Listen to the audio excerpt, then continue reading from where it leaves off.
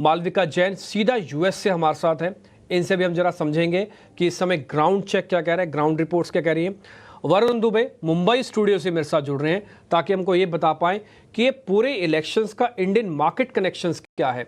सिर्फ सुनना जानने तक बात नहीं होनी चाहिए, आपकी जेब की बात भी है, आपके पैसे की बात भी है। इसलिए वरुण दुबे आपको थोड़ा गाइड करेंगे कि किस सेगमेंट में रहना है, किस सेगमेंट से आपको थोड़ा दूर हटना है। लेकिन पहले सुमिता के पास लेटेस्ट अपडेट्स हैं। पोल ऑफ पोल है, उन्होंने बहुत सारे पोल्स को चेक किया, समझा, जाना और वो लगातार इस चीज़ को ट्रैक कर रही हैं। तो एक बार उन्हीं से समझते हैं इस समय की सिचुएशन क्या है। सुमिता, फर्स्ट ऑफ ऑल इस समय की जरा सिचुएशन बताइएगा, क्या है, कल और आज में क्या फ़र्क हुआ है, आज क्या होने जा रहा है और उसके बाद क्या हो सकता है। जी, तो जो कैंपेनिंग है ओवरऑल वो ख़त्म हो चुकी है और लास्ट डिच अटेम्प्ट्स बनाए हैं, स्पेशली जो ये बैटल ग्राउंड स्टेट्स है, स्विंग स्टेट्स में है, दोनों डोनाल्ड ट्रंप ने भी और कमला हैरिस ने भी। और अगर आप ट्रंप का देखेंगे, उन्होंने अपने वोटर बेस को कुछ एक नए जो हैं वो स्लोगन्स दिए हैं, जैसे नवंबर 5, 2024 जो होगा वो लिबरेशन डे होगा अमेरिका के लिए। They put America last and we are putting America first and this election is too big to dick. तो ट्रंप जो है वो एक कॉन्फिडेंस एग्जूड कर रहे हैं, ओवर कॉन्फिडेंस जिसे कह सकते हैं एग्जूड कर रहे हैं। उनका जो मेन वोटर बेस है वो मेन है। और जो कमला हैरिस या डेमोक्रेट्स के लिए है, इट इज़ वुमेन, जो उनका काफ़ी बड़ा इस इलेक्शन में स्पेशली वोटर बेस बना है। अब आते हैं पोल्स की बारे में अगर हम बात करें, कल भी हमने आपको एक पोल के बारे में बताया था, एटलस इंटेल सर्वे, जिसने ट्रंप को 49% दिए थे कि 49% जो उनके रिस्पॉन्डेंट्स है वो ट्रंप के लिए वोट करेंगे और हैरिस के लिए 47.2% जो रिस्पॉन्डेंट्स है वो वोट करेंगे। बट उसके अलावा भी काफ़ी सारे दूसरे सर्वेज हुए हैं जो बिल्कुल नेक एंड नेक की पिक्चर ड्रॉ करते हैं। बहुत ही वेफर थिन्स मार्जिन है विक्ट्री के लिए कमला हैरिस और डोनाल्ड ट्रंप की अगर हम बात करें। तो पीबीएस न्यूज़ एनपीआर मैरिस पोल कहता है कि हैरिस है 49 पे, ट्रंप है 47 पे। एबीसी इप्सोस पोल बोलता है हैरिस 49 पे, ट्रंप 46 पे। एटलस इंटेल मैंने बता दिया। एनबीसी बोलता है हैरिस एंड ट्रंप जो है वो टाइड है 49% पे। और यूगव सर्वे जो है हैरिस को 47% और ट्रंप को 47% बोलते हैं। तो ये जो है सर्वेज की पिक्चर है। बट ओवरऑल जो है आपको पिक्चर क्लियर हो जाएगी कल सुबह 5:30 बजे जब ये नतीजे आने शुरू हो जाएंगे, जब लास्ट बिट ऑफ जो फर्स्ट पोल्स क्लोज हो जाएगा। ये बताना, जो आप बता रहे हैं सुबह 5:30 से ऑलमोस्ट नंबर्स आना शुरू हो जाएंगे, तो ये लंबी प्रोसेस होती है या फिर ये जल्दी जल्दी आने लगते हैं, जैसे इंडियन मार्केट्स में जल्दी, ऐसे इंडियन में जल्दी जल्दी आने लगते हैं नंबर्स, ऐसे होगा या फिर एक लंबा टेन्योर लगेगा, पूरा दिन, 2 दिन 3 दिन लग जाते हैं नंबर समझने में? मालविका जो है वो ऑन ग्राउंड है, वो बेहतर बता पाएंगी। बट ओवरऑल जो एक्सपेक्टेशन है वो ये है कि अराउंड 5:30 बजे से 8:30-9 बजे तक, स्पेशली जो स्विंग स्टेट्स हैं, 7 स्विंग स्टेट्स हैं, उनके रिजल्ट्स आ जाएंगे। और यही जो इलेक्शन है ये डिसाइड होगा ये स्विंग स्टेट्स कैसे पोल कर रहे हैं। जैसे अगर 2020 की बात करें, पेंसिल्वेनिया जो एक स्विंग स्टेट और इस बार भी बहुत इंपॉर्टेंट है, उसमें डेमोक्रेट्स को वोट किया। जॉर्जिया अनदर इंपॉर्टेंट स्टेट, और जहां पे पोलिंग शुरू हो जाएगी 5:30 बजे जो है सबसे पहले उनके रिजल्ट्स आना शुरू हो जाएंगे। डेमोक्रेट्स को वोट किया।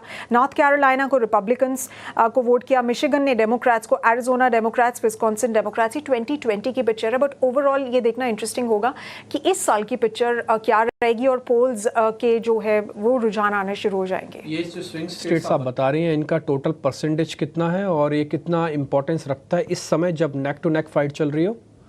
देखिए, परसेंटेज तो हम तभी बता पाएंगे जब ये पोल के नतीजे आ जाएंगे, तभी पता लगेगा। बट ओवरऑल अगर आप देखें, ये सारे जितने भी मैंने बताए हैं, ये नेक टू नेक फाइट है कमला हैरिस के बीच में और डोनाल्ड ट्रंप के बीच में। और ये इन पोल्स ने मेजरली इन 7 स्विंग स्टेट्स को कंसिडर किया है। इप्सोस ने जो हमने कल आपको बताया था, एटलस इंटेल सर्वे ने तो पूरा एक ब्रेक डाउन किया है इन स्टेट्स के लिए कि किस स्टेट में कौन आगे चल रहा है, किस स्टेट में कौन पीछे चल रहा है। बट ओवरऑल जो है पोल्स वो ट्रंप को बता रहे हैं कि ट्रंप थोड़ा आगे चल रहे हैं।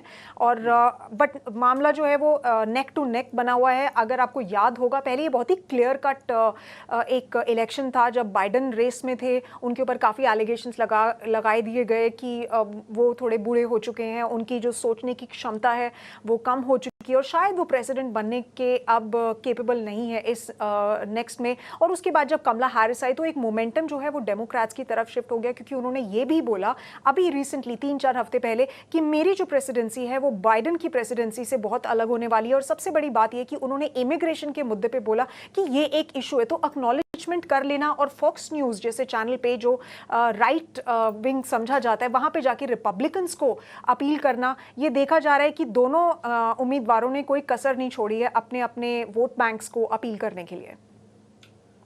Sumita, a very appropriate line used by you. Wafer thin margins. I'm picking it up from there. एड़ी चोटी की टक्कर यहाँ पर बिल्कुल नजर आ रही है।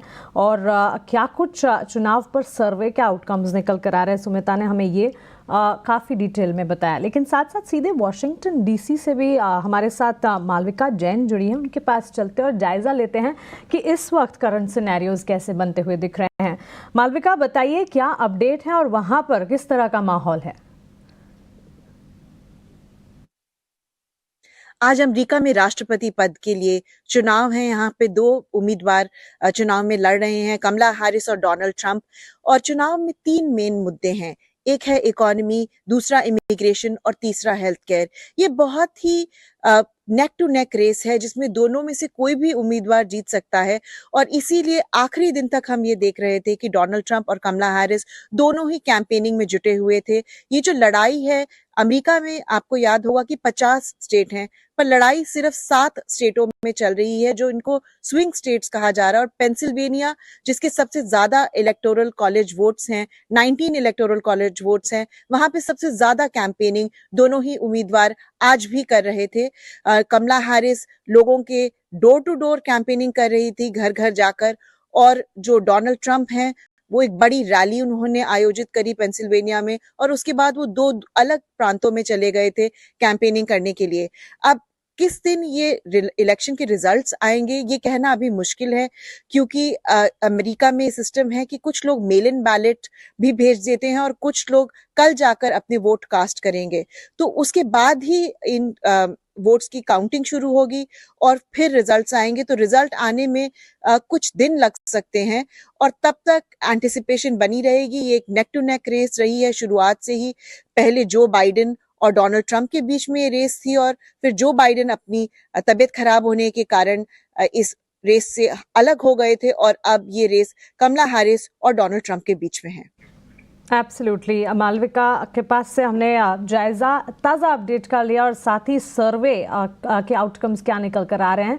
तो ये दोनों वेज तो हम पता जान चुके, लेकिन साथ साथ अब क्योंकि बड़े चुनाव है और इसका इम्पैक्ट जो है काफ़ी ज़्यादा इम्पॉर्टेंट है, कह सकते हैं कि सिग्निफिकेंट इम्पैक्ट स्टॉक मार्केट पर भी देखने को मिलता है।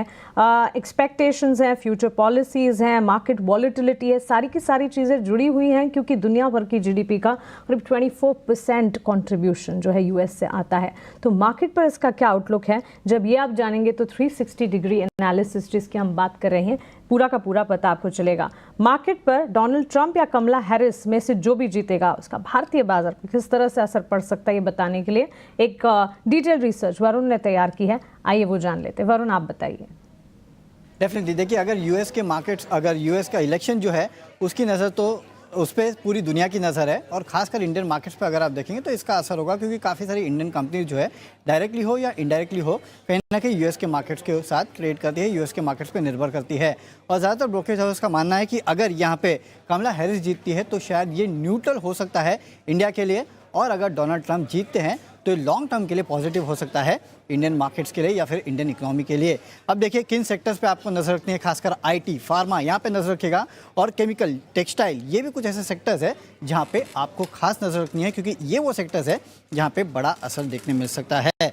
अब देखिए, अगर डोनाल्ड ट्रंप जीते तो क्या बदलाव हो सकते हैं और क्या बदलाव नहीं होंगे। तो बदलाव में अगर आप देखेंगे तो टैक्सेस यानी कि कॉर्पोरेट टैक्स, वहाँ पे बदलाव हो सकते हैं। इसके अलावा अगर आप देखेंगे तो इलीगल माइग्रेंट्स, यहाँ पे कोई ना कहीं कुछ कर सकते हैं वो। इसके अलावा H1B वीज़ा, यहाँ पे वो कुछ कर सकते हैं। वही फेड, एनर्जी, जियोपॉलिटिकल अगर आप देखेंगे तो वहाँ पे थोड़ा बहुत आपको रुख बदलता हुआ दिखाई दे सकता है। क्या नहीं बदलेगा, तो चाइना पे उनका स्टैंड पहले से चाइना विरोधी वो थे, अभी भी वो रहेंगे। इसके अलावा अगर आप देखेंगे तो हेल्थ केयर, डिफेंस, इस पे उन्होंने ज़्यादा चर्चा नहीं की है, तो यहाँ पे कोई बदलाव नहीं होने का अनुमान है। वहीं अगर कमला हैरिस जीतती है तो जाहिर सी बात है आईटी सेक्टर के लिए ये पॉजिटिव माना जा रहा है, क्योंकि वैसे तो उन्होंने कहा है कि कॉर्पोरेट टैक्स वो बढ़ाएंगी, लेकिन सेमीकंडक्टर इंडस्ट्री को भी वो बढ़ावा देंगी, तो इसका इम्पैक्ट देखने मिलेगा। लेदर एंड कपड़ा, यहाँ पे इम्पैक्ट देखने मिलेगा। रिन्यूएबल सेक्टर, यहाँ पे वो ज़्यादा फोकस कर रही है, तो इनके लिए ये पॉजिटिव है। इसके अलावा ऑयल एंड गैस इनके लिए न्यूट्रल है, और इंडियन फार्मा सेक्टर अगर आप देखेंगे तो इनके लिए कहीं ना कहीं थोड़ा बहुत मिक्स है, क्योंकि बात कर रही है कि थोड़ा बहुत वहाँ पे जो ड्रग प्राइसेस है उसको कम किया जाएगा तो इसका इम्पैक्ट जो है इंडियन फार्मा कंपनीज पे देखने मिलेगा, खासकर जेनरिक कंपनीज पे। तो काफ़ी सारे ऐसे सेक्टर्स हैं जिन पे या तो डोनाल्ड ट्रंप जीते या तो कमला हैरिस जीते, इसका इम्पैक्ट आपको देखने मिलेगा। लेकिन हाँ, ब्रोकरेजेस मान के चल रहे कि अगर कमला हैरिस जीतती है तो इंडिया के लिए न्यूट्रल है और डोनाल्ड ट्रंप जीतते हैं तो लॉन्ग टर्म में इंडिया के लिए ये पॉजिटिव माना जा रहा है।